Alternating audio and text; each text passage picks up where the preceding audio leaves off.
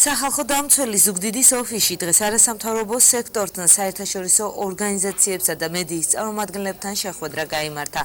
სახალხო დამცველის აპარატის წარმომადგენლებმა თემატური შეხვედრა დევნილების თემატიკის განხილვას დაუთმეს. ომბუდსმენის აპარატის წარმომადგენლებმა იმ პრობლემებსა და ხარვეზებზე ისაუბრეს, რომელიც ამ სფეროში არსებობს და საზოგადოებას დევნილთა საკითხებზე შემუშავებული რეკომენდაციები გააცნეს.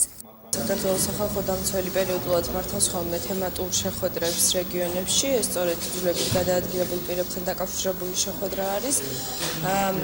ვისაუბრებთ აუცილებლად იმ თემებზე, რომლებიც დღესდღეობით არის აქტუალური, ამ სფეროში იმ რეკომენდაციებზე, რომლებსაც საქართველოს სახალხო დამცველი გასცემს, რათა სიტუაცია იქნეს გამოსწორებული ამ მიმართებაში და უკეთესად დაიგეგმოს დევნილთა დახმარების პროცესი. აღნიშნული იყო, რომ უამრავი ხარვეზები არსებობს სამინისტროებისგან და უამრავი რეკომენდაცია გააჩნია სახალხო დამცველს და ჩვენს მისამებრთ ამას, რომ ასე ვთქვათ, ეს რეკომენდაციები არის მეტნაკლებად მისაღები ჩვენთვის და ეს უნდა გათვალისწინებული იყოს იქნას სამინისტროს მიერ. სხვადასხვა ორგანიზაციის წარმომადგენელთა თქმით, თემატური შეხვედრები სახალხო დამცველის აპარატის მონაწილეობით ძალიან მნიშვნელოვანია. შეხვედრა 1 საათი გაგრძელდა.